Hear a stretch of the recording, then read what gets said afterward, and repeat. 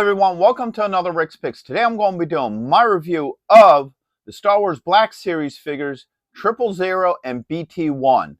So what I'm going to be doing is I'm going to take a look at them in packaging, then I'm going to take a look at the figures and their accessories, and then I'm going to give you my thoughts on them. Now first off, I find these figures very unique and interesting because of the factor that they're a different take on the protocol droid and also the Astro mech. So normally your protocol droid is basically a butler or a translator or something that assists people, where now this guy is actually a torture machine. He was converted into a torture machine. The same with BT1. You know, usually astromechs are like mechanical robots that do, like, you know, repair ships and equipment and stuff like that. And now this one has been converted into a death machine. So it's going to be fun looking at these two. So just remember, if you do like this video, go ahead and check out my Star Wars playlist and hit that like, share, and subscribe. So without any further ado, let's get to the review. Okay, so here's the two of them together. I usually like to do the protocol droid and the Astro droids together, just because they're always paired together, so they're more of a team. So I feel it does them right to do them together. So first off, you have the packaging. So you have Star Wars Black Series on top for both. You have an open window where you can see both figures. You have some black and white art. Then the Hasbro logo, their names, age restrictions, and choking hazards. Alright, not much on this side. On the back of both of them here, which is the same thing, you got your Star Wars logo, what number they are, a little bit about them, and then you got your legal underneath. You got the red side. There's nothing really on the top. The top is just black. And then underneath you got your legal for both. So with all that being said, let's open them up and see what they're about. So first we're going to look at 000 here. He's a really good looking figure. I like the amount of detail on him. So first we're going to start off with the rotation. So we have this side. You have his back. And then you have this side as well. And back around to the front.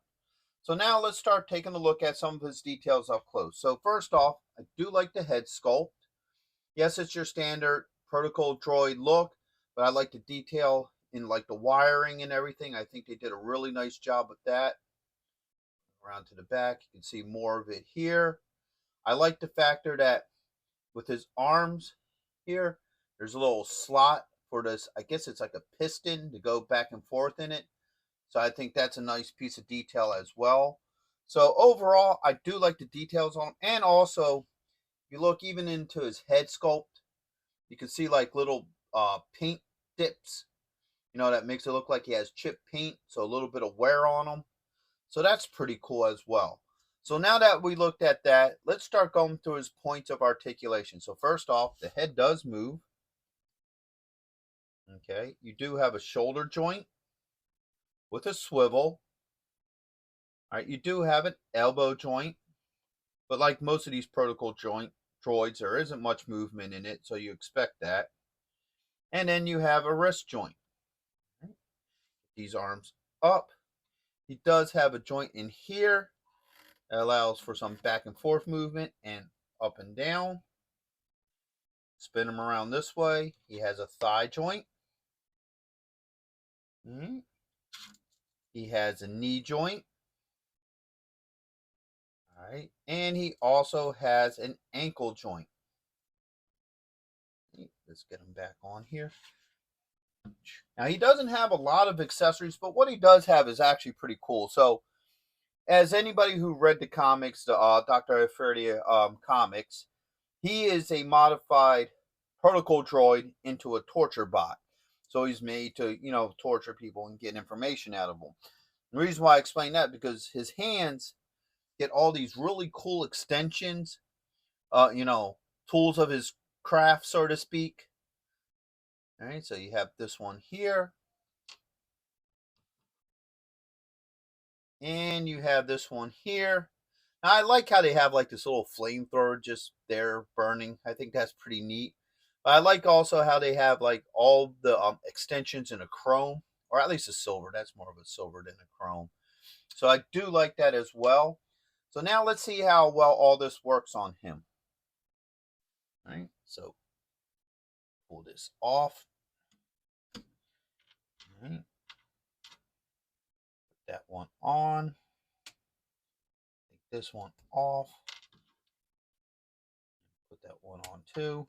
So as you see, everything swaps out really well with him. I don't have any issues with his hands, or at this point, I don't have any issues with this figure. Next up is his counterbot BT1. He's pretty impressive looking too. I like the overall look to him. So first off, let's give him the rotation. So we have this side. You got his back. You got this side here. And back around to the front. Now, he has a lot of really neat detail to him as well. So first off, I like the eye design. I think that's pretty cool. You got this old blue light here. This is in silver. Same with all the framing around all his doors. And then the top platelets are silver as well. Now him, just like his counterbot, is a modified droid. Now he's a modified Astro droid. So most of your Astro droids are usually utility workers. You know, they fix things and stuff, but he's been modified to be a combat droid. So he has all these really neat accessories. So first off, he has like this blaster weapon that has some sort of chain fed ammo into it. So that looks really neat. I really do dig that. All right. Next up, he has a missile launcher. All right. And then he has two side pieces that fit on his legs. This looks like some sort of missile launcher as well. And then he has this one here. I'm not exactly sure what that's supposed to be. You know, might be some sort of electroshock or something. So now, before we get into all this stuff going on, we're going to also talk about his points of articulation. So first off, his legs do move. All right, so you get it back and forth with them. He has, you know, this little ankle joint here. All right, his doors open up in the front. So this one, you got, you know, this device here, which with him, I'm not exactly sure if it's a laser or what have you. All right, then you open up this door here. All right, just move them forward a little bit. Eventually, that don't want to come out of there. Hold up. Let me get a small screwdriver just to pop that out of there a little bit. All right. So you see that? That looks like your standard, you know, piece that he interface. All right. Now here's the part that I'm not too, you know, fond with this figure about, and that's the factor that the head motion cranks down the third leg. Now, what it looks like with this is you can turn the head. Wait, you go that way, crank down the leg. It looks like you can't actually spin the head without the crank going down. But the only problem with that is it only works one way. So you can only spin the head this way, you know, opposed to, you know, the other direction. Because when you spin it the other direction, as you see, the third leg comes down. All right. But the problem is with that is when you have him like this, you can't spin the head around because this won't allow you to do that crank action. So only when the leg is up does it seem like you can actually spin the head.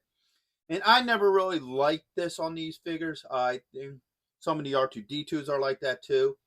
I would prefer just to have it to where you can just pull it down manually instead of, you know, having to crank it down with the head, because sometimes you want the head in different positions and stuff, and this just makes it a little bit difficult on you. But the ankle piece for this third leg does move as well. All right. Back around. All right. So now let's get into how all these pieces fit on. So you got these two side panels here. Right? This pops open, and this pops open, and then your cannon goes on this side here with these doors on it. So see, there's that one. Flip that up like that. All right, and we'll do this one next. All right. Go. That fits on there really nice. And now you got the missile launcher as well. And then these little pieces pull off. All right. Came off like that. And that goes on just like that without any issues. And the same with the other side.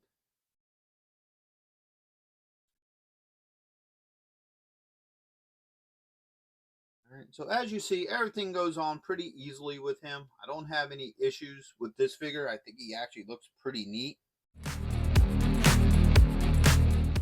So my final thoughts on these figures is I like them. I think they're two fun characters.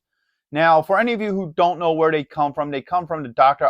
Afray's comic book, which was actually a pretty good comic book. I know some people had issues with it, but I enjoyed it, you know. But these two characters are from that, and I find them to be fun characters because they kind of live outside the mold. Like most of your protocol joys are just your standard protocol joints, you know, repaints of C3PO and what have you. Where this guy, yes, he is that repaint, but he also has the added on features for his, you know, devices and stuff of torture, which is pretty cool. The same with him here. You know, most of your Astro droids are either repaints of R2D2 or R2D5.